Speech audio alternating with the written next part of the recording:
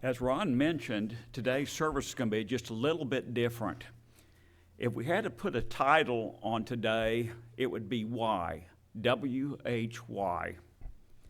I want to start by asking you to think about something. Why are you here today? Why do you care if your family is Christians? Why do you care about the people in this room or the community or the world? 10 months ago, Kevin and Leon and I started on a journey. And one of the things that we have discovered is there is a big difference between what you do and why you do it. You take that one word and you change it from what to why, and it makes a big difference. It changes your thought process. It makes you feel more personal towards it. This morning, we would like to invite you to join us on this journey.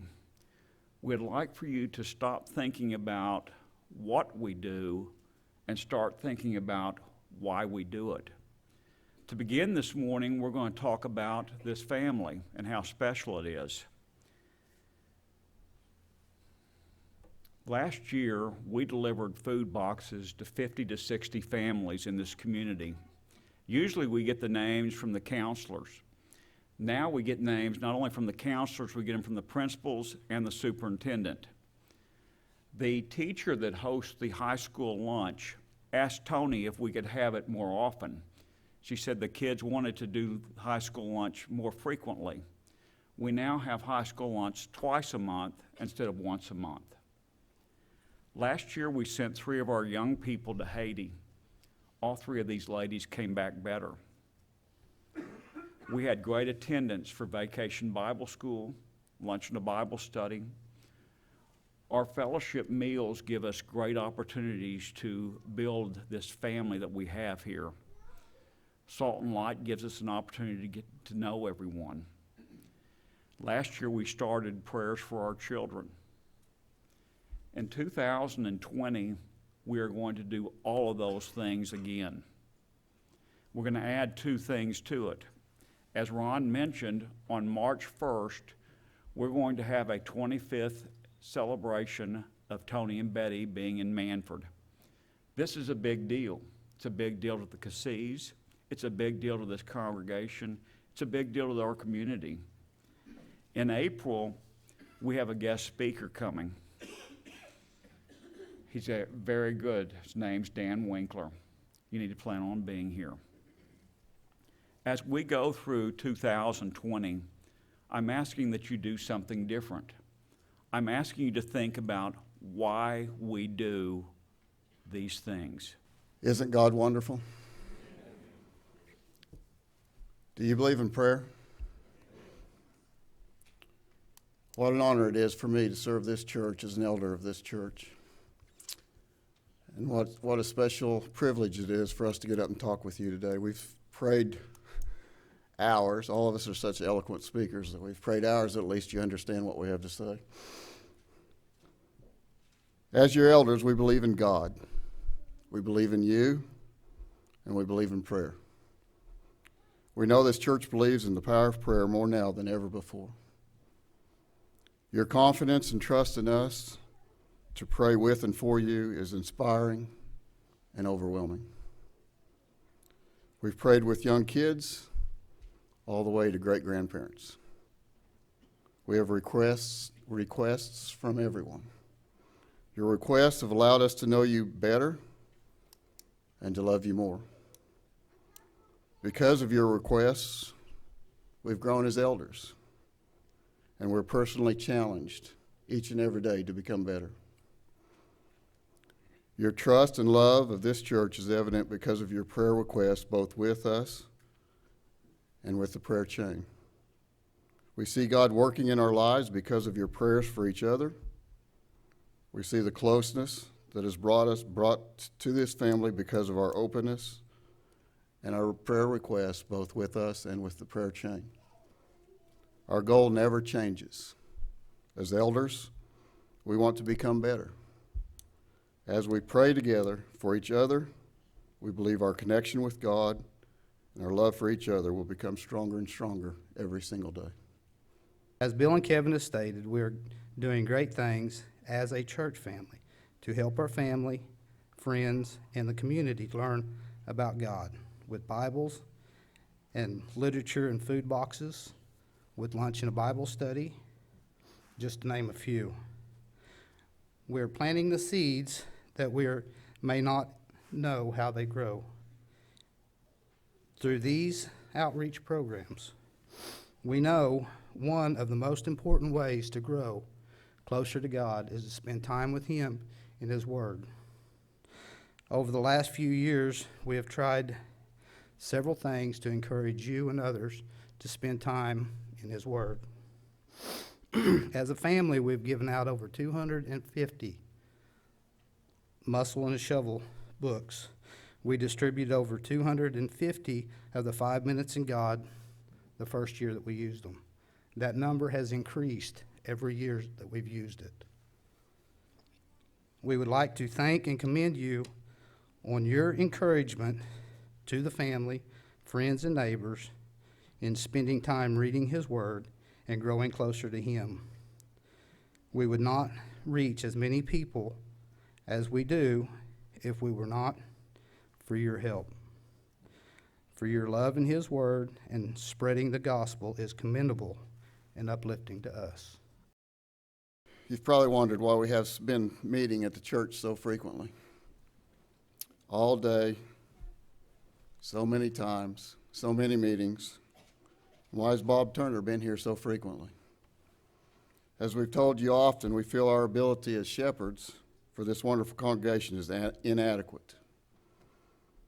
We have strong desire to become much better. We also want the next group of elders to start out in a much better position than where we did. We kept looking for workshops and seminars that we could attend. Unfortunately, nothing we looked at was something we felt would be beneficial to us. As we looked around and talked to different people, Bob Turner's name kept coming up as a great helper of elders. When we finally met with Bob, we explained to him how poorly we communicated with you as a church. He said, if you want to communicate well, you must explain why you're doing what you're doing, and what are you doing, and where you want the church to go.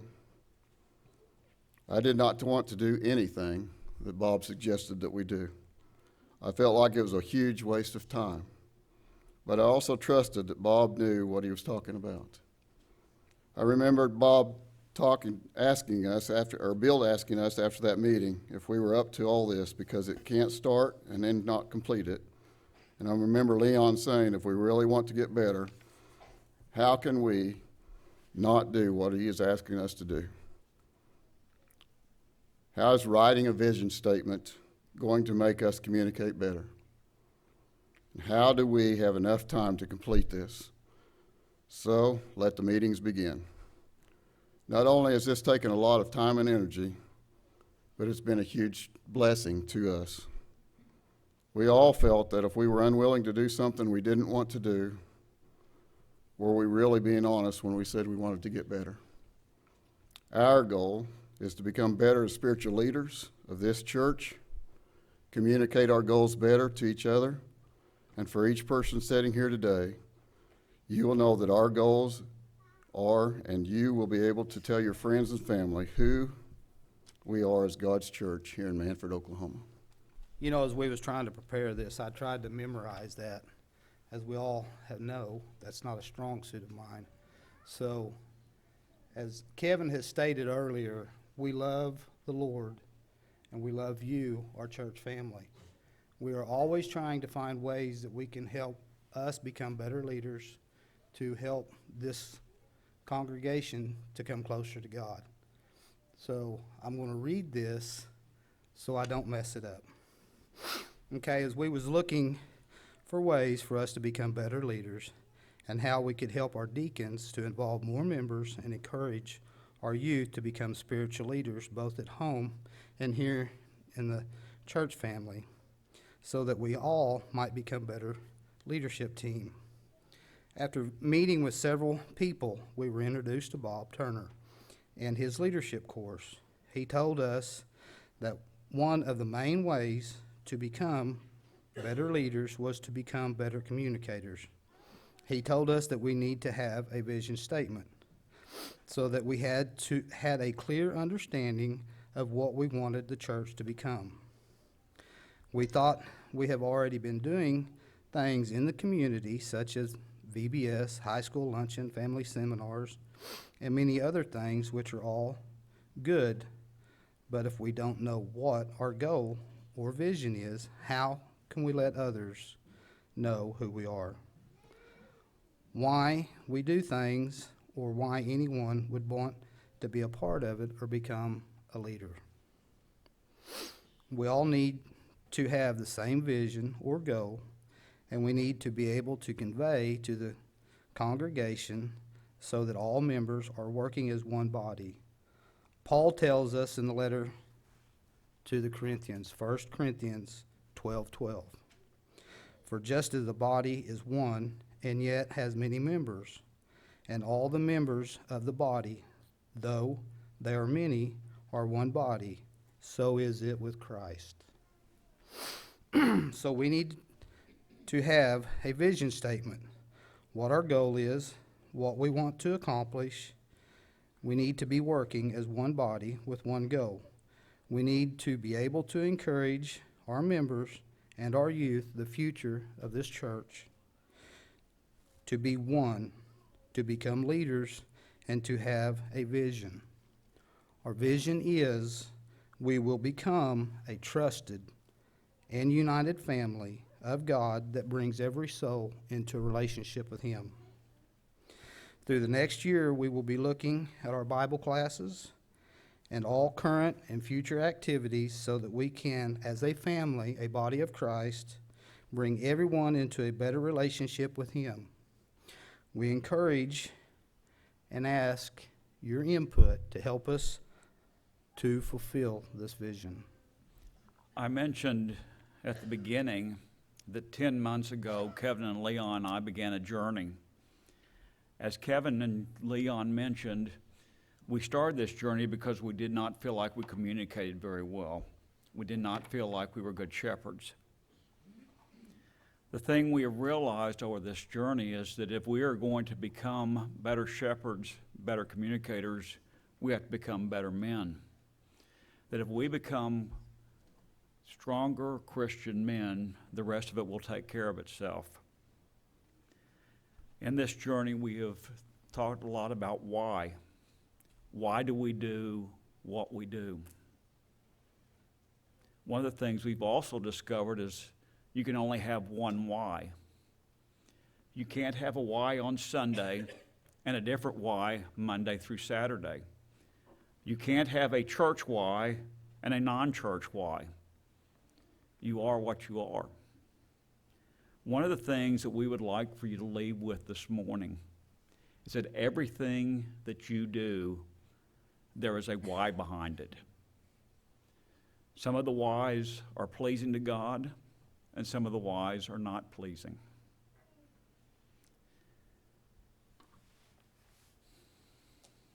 Last summer, the elders, the deacons, and the preachers spent the day up here. We went through many exercises, and at the end of the day, we came up with 3 words that we felt like answered the question, why do we as a church do what we do? Before I talk about that, I want us to go back to the questions I asked at the beginning, because these 3 words will answer those questions. Why are you here today?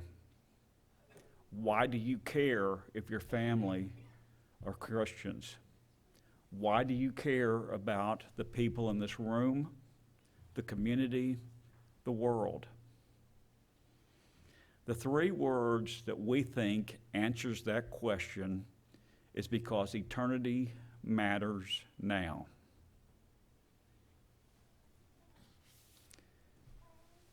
The last 10 months have been life-changing for Kevin and Leon and I.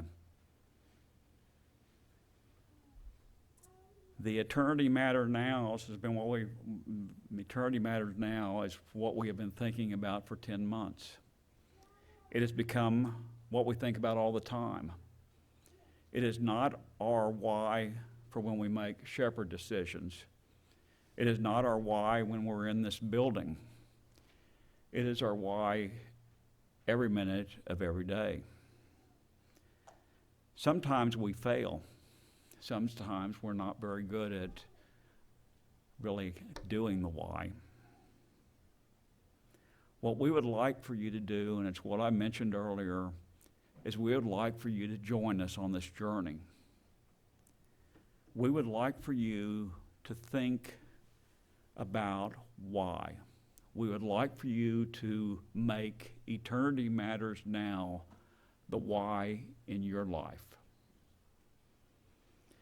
As we go through 2020 and the things that we do as a building, do as a church, we want you to think of Eternity Matters Now. When we are talking about Vacation Bible School, we want you to see the young person that lives next to you, and we want you to go over and talk to his or her parent and invite them to Vacation Bible School, because eternity matters now for that child. When your children ask you, why do we go to church? We want you to think eternity matters now for that child.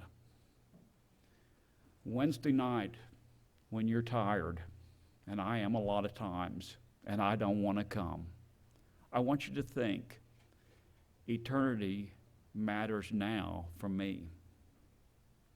But we want you to take it even further.